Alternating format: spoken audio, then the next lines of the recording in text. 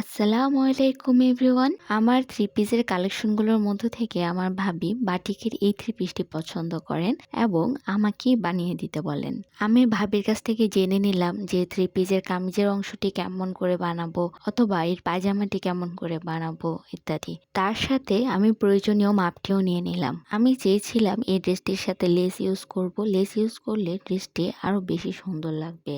আর এই লেসগুলো আমি সাপ্তাহিক মেলা থেকে নিয়েছিলাম গত রবিবার। আমি এখানে 3 ধরনের 3টি ভিন্ন লেস ব্যবহার করতে চাচ্ছি। দেখা যাক 3টি ভিন্ন লেস ব্যবহার করার কারণে ড্রেসটির ফাইনাল লুক আসলে কেমন লাগে। প্রথমেই আমি প্রয়োজনীয় মেজারমেন্ট অনুযায়ী ড্রেসটির কাটিং কমপ্লিট করে ফেলি। এই থ্রি পিসের কামিজের অংশ দিয়ে ভাবি আমাকে একটি গোল জামা বানিয়ে দিতে বলেন। এই গোল জামাটির সামনের অংশটি কুচি দেওয়া থাকবে আর পিছনের অংশটি নর্মাল থাকবে। পিছনের অংশে কোনো কুচি হবে না।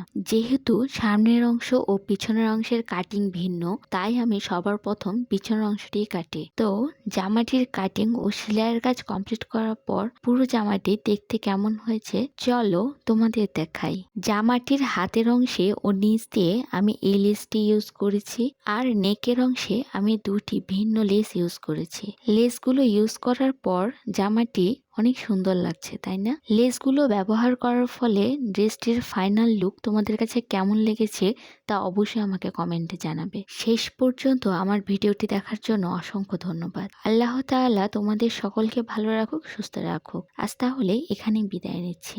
আল্লাহ হাফেজ।